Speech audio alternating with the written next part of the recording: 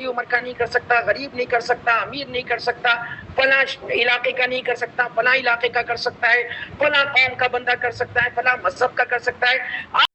आप जिस मजहब से हो, जिस सिंध से हो, मेल फीमेल बच्चा बड़ा, हर बंदा जो है इस काम को बेहतरीन अंदाज से कर सकता है। अच्छा, फिर यहाँ पर ओरिफ्लेम के प्लेटफॉर्म पर आने के बाद हमें एक बहुत बड़ा एडवांटेज ये भी मिलता है कि हमारी सोच बहुत पॉजिटिव हो जाती है। हम एक बेहतरीन सोच के बंदे बन जाते हैं।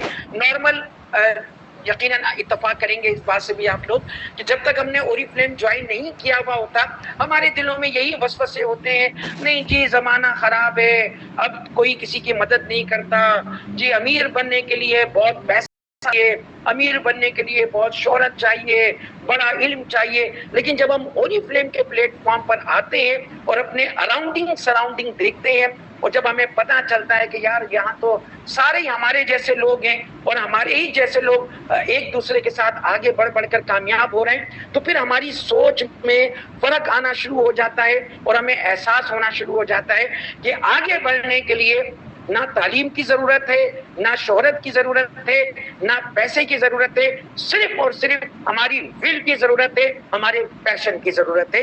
तो हम पॉजिटिव माइंड हो जाते हैं। फिर अच्छी बात, जब मैंने 2002 में पहली मर्तबा नेटवर्क मार्केटिंग ज्वाइन की थी ना, तो जो मेरा टर्निंग पॉइंट था सोच का, वो था यही नो बॉस, कि यार यहाँ पर कोई बॉस नहीं होगा, मतलब यहाँ पर कोई ऐसा नहीं होगा आपसे ये कहे कि कल क्यों नहीं आए थे और आज जल्दी क्यों जा रहे हो। आप खुद अपने बॉस हैं, ठीक है। आपका जो नेटवर्क है आप उसके लीडर हैं, और इस बात को ज़हन में रखिएगा कि जो भी आपका नेटवर्क है, हम में से देखें हर शख्स के अंदर जो है एक लीडर मौजूद होता है, हर शख्स चाहता है वो टॉप पर जाए। तो आपको, आपके लिए खुशखबरी है कि ओरिफ्लेम का प्लेटफॉर्म वो प्लेटफॉर्म है कि जहां पर कम से कम अपने ग्रुप में आप हमेशा टॉप पर रहते, हमेशा अपने टॉप पर रहते हैं। याद रखिएगा, अपने ग्रुप में हमेशा आप टॉप पर रहते हैं, या आसान अल्फाज में ये कह लीजिए कि आप अपने बिजनेस के सीईओ हैं, चीफ एग्जीक्यूटिव ऑफिसर हैं, ठीक है। अच्छा, फिर यहाँ पर आपको फ्रीडम ऑफ मनी, पैसे की आजादी है। नॉर्मली यही होता है ना कि जब हम कहीं जॉब कर रहे होते हैं, बिजनेस कर रहे होते हैं, तो यही एक खौफ होता है कि यार बिजनेस खत्म हो गया या जॉब खत्म हो गई तो फिर पैसे कहाँ से आएंगे। यहाँ पर अल्हम्दुलिल्लाह ओरिफ्लेम में इस तरह की कोई टेंशन नहीं होती। पैसे के साथ भी फ्रीडम है कि आप अपनी आज़ादी के साथ अपने टाइम सेट करते हैं अपने काम के लिए, और उस टाइम के अंदर जो है अपने सारे मामूलात अंजाम देते हैं और अपना क्वालिटी टाइम अपनी फैमिली को दे पाते हैं, वरना आम जिंदगी में जाहिर ऐसा नहीं होता। अच्छा, फिर क्या होता है कि नए नए हमारे हम ख्याल दोस्त बनते हैं। अब देखिए नॉर्मल जिंदगी में क्या होता है, हम कहीं जॉब कर रहे हो तो या बिजनेस कर रहे हो तो चंद मखसूस लोगों से ही हमारा रोजाना वास्ता पड़ता है, हम जाकर उनको मुस्कुरा कर मिलते भी हैं और गले भी मिल रहे होते हैं, हालांकि कई दफा दिल चाह रहा होता है गला दबा दो इसका, लेकिन उसके बावजूद हम मजबूर होते हैं गले मिलने पर। लेकिन ओरिफ्लेम के प्लेटफॉर्म पर क्या होता है कि डेली बेसिस पर नए नए लोग हमें मिल रहे होते हैं और वो हमारे हम ख्याल दोस्त होते हैं, इसलिए कि हमारा जैसे कहते हैं ना कि रास्ते जुदा जुदा सही मंजिल तो सबकी एक है, लिहाजा सबका विजन, सबका टारगेट चुनके एक हो चुका होता है, अलाइनमेंट एक हो चुकी होती है। लिहाजा होता क्या है, वो हमारे हम ख्याल बन जाते हैं। और देखिए फिर ओरिफ्लेम के प्लेटफॉर्म का ये कितना बड़ा एडवांटेज है। अब दुनिया के किसी भी प्लेटफॉर्म को ले लें, पूरी जिम्मेदारी के साथ ये कह रहा हूँ कि हर प्लेटफॉर्म में आपको सिर्फ एक ही प्लेटफॉर्म के हवाले से सीखने को मिलेगा, लेकिन ओरिफ्लेम का प्लेटफॉर्म इतना खूबसूरत प्लेटफॉर्म है कि यहीं पर बैक वक्त आप जो फील्ड्स हैं उनको सीखने को मिलता है। यहाँ पर वकला भी शामिल होते हैं, यहाँ पर डॉक्टर भी आते हैं, यहाँ पर ब्यूटिशियन भी आते हैं, यहाँ पर इंजीनियर्स भी आते हैं। इंजीनियर से आप इंजीनियरिंग सीखते हैं, प्रोफेशनल जो लोग होते हैं ब्यूटिशियन, आप उनसे ब्यूटी के टिप्स सीखते हैं, जो डॉक्टर है उससे आप मेडिकल की टिप लेते हैं। यानी हर फील्ड का एक्सपर्ट यहाँ ओरिफ्लेम के प्लेटफॉर्म पर मौजूद होता है, लिहाजा उससे हम बहुत सारी चीजें सीखते हैं। और यही वाली जो चीज है ना, ये किसी और प्लेटफॉर्म पर पॉसिबल ही नहीं है। जब फिर हमारी जो नेटवर्क है اس کی طاقت دیکھیں. ہم کامیاب لوگ جو بزنس ہے نا اس کی زبان میں ہم بات کر رہا ہوں کہ نارملی ظاہر جو امیر ترین لوگ ہوتے ہیں ان کو کامیاب ترین کہہ رہے ہوتے ہیں, ٹھیک ہے. تو ابھی فلسفے کی طرف نہیں جائیں گے, ابھی ہم اسی نقطے پر رہیں گے. اب وہ کامیاب ترین لوگ کر کیا رہے ہیں؟ وہ لوگوں کو جوڑ کر ایک نیٹ ورک بناتے ہیں, اور اس کے بعد اس نیٹ ورک کے ذریعے وہ امیر ترین ہو جاتے ہیں. مثال کے طور پر فیس بک کے بانی کو دیکھ لیں, 30 سال کی عمر میں اس نے لوگ جوڑ کر دنیا کا امیر ترین آدمی بن گیا. تو یاد رکھیے گا کہ طاقت کا بمبا پروڈکٹ نہیں ہوتی, نیٹ ورک ہوتا ہے. اور یہ میں کلیئر بتاؤں آپ کو کہ یہ بی پیز کی ٹینشن لینا چھوڑ دیں. میں بھی جب دودھ کے دھلے ہوئے نہیں ہے, ہم بھی پریشان ہوتے تھے کہ یار یہ ہر مہینے 0.0 ہو جاتے ہیں, دوبارہ پھر محنت کریں. تو ظاہر ہے میں نے بھی یہ بات کہی تھی کہ جی ٹھیک ہے 13 دن میں سینئر مینیجر بھی بن گئے, چلے جی اس کو مینٹین کر کے 6 مہینے میں ڈائریکٹر بھی بن گئے. اب کیا ساری زندگی یہی کرتے رہیں گے کہ پروڈکٹ کرو, مطلب پروڈکٹ بیچو اور پروڈکٹ بی پی جنریٹ کرو, یہ کرو وہ کرو. ایک ہی بات سمجھائی گئی کہ جیلانی صاحب آپ اپنی ٹیم کا سائز بڑا کریں, پوائنٹ خود بخود ہو جائیں گے. تو بس یہی کامیابی کی کنجی جو تھی میں نے اپنے پلو سے, نہیں پلو تو نہیں تھا, شرٹ سے باندھ لی. اور وہ دن اور آج کا دن پیچھے پلٹ کر نہیں دیکھا, ایک ہی چیز پر فوکس کیا کہ ٹیم جتنی میکسیمم بڑی سے بڑی ہوتی چلی جائے, بس خود بخود پوائنٹ ہوتے چلے جاتے ہیں. تو یہ ہماری جو ہے نیٹ ورک کی طاقت ہوتی ہے. پھر یہاں پر جو اچھی چیز ہے وہ یہ ہے کہ ریئل ویلتھ پیدا ہوتی ہے. اچھا دیکھیں نارمل کیا ہوتا ہے کہ ہم آمدنی اور دولت کو ایک ہی چیز سمجھتے ہیں کہ دونوں میں زمین آسمان کا فرق ہے. دولت جو حقیقی دولت ہے اس سے مراد یہ نہیں ہوتا کہ آپ کی آمدنی کم ہے یا زیادہ, اس سے مراد یہ ہوتا ہے, حقیقی آمدنی سے مراد یہ ہوتا ہے کہ آپ کے پاس روپیہ پیسہ بھی اور اس کے بعد کوالٹی ٹائم بھی ہو تاکہ اس پیسے کو آپ انجوائے بھی کر سکیں. تو یہ جو حقیقی دولت ہے نا یہ آپ کو اوریفلیم کے پلیٹ فارم پر حاصل ہوتی ہے. اور اس کے ساتھ ساتھ ظاہر ریوارڈز یہاں پر مل رہے ہوتے ہیں, ہمیں ریکگنیشن ہمیں مل رہی ہوتی ہے, اور اس کے ساتھ ساتھ ٹریولنگ اراؤنڈ دا ورلڈ ہمیں مل رہی ہوتی ہے. اوریفلیم کے پلیٹ فارم پر جب میں آیا تھا تو اس وقت تک میں ذہنی طور پر یہ کہہ لیں کہ نیٹ ورک مارکیٹنگ سے بدزن ہو چکا تھا. بیسیکلی نیٹ ورک مارکیٹنگ سے بدزن نہیں ہوا تھا, پاکستان میں جو لوگوں کی مس کمٹمنٹ ہوتی تھی میں اس سے بدزن ہوا تھا. اور میرے ذہن میں یہ تھا کہ نیٹ ورک مارکیٹنگ بڑا خوبصورت بہترین پلیٹ فارم ہے جہاں پر میرے جیسا بھی وہ شخص جس میں کوئی اسکل نہیں ہے وہ اللہ گرو کر کے بہت اوپر تک جا سکتا ہے. تو بس ٹھیک ہے کبھی پاکستان سے باہر جانے کا موقع ملا کسی مہذب ملک کے اندر تو انشاءاللہ وہاں جا کر نیٹ ورکنگ کریں گے. لیکن جب اوریفلیم پاکستان میں آئی اور آنے کے بعد جو اوریفلیم کا یہاں پر ایکسپو سینٹر میں ایک ایگزیبیشن ہوئی اور وہاں پر اوریفلیم کا اسٹال لگا تھا ایکسپریس اخبار والوں کی طرف سے.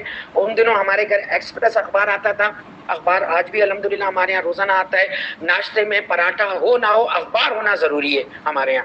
تو وہ لیکن آج کل تو دنیا نیوز جو ہے ہم وہ لے رہے ہوتے ہیں, دنیا اخبار پڑھ رہے ہوتے ہیں. تو بہرحال ان دنوں ایکسپریس اخبار آتا تھا تو اس کا سپلیمنٹ چھپا, اور سپلیمنٹ میں اوریفلیم کا تعارف بھی شامل تھا کیونکہ اوریفلیم نے اپنا اسٹال لگایا ہوا تھا تو ہر اسٹال ہولڈر کی طرح اوریفلیم کا بھی تعارف چھپا.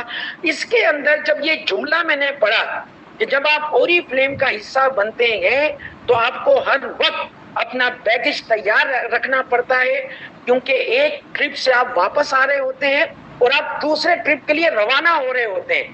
بس اس چیز نے یہ چونکہ میری دکھتی ہوئی رگ تھی لہٰذا میرے ہاٹ بٹن پر ہاتھ رکھا گیا اور میں پھر اسپیشلی کراچی میں آفس نہیں تھا اور اس وقت یہ آن لائن والی عیاشیاں بھی نہیں تھی.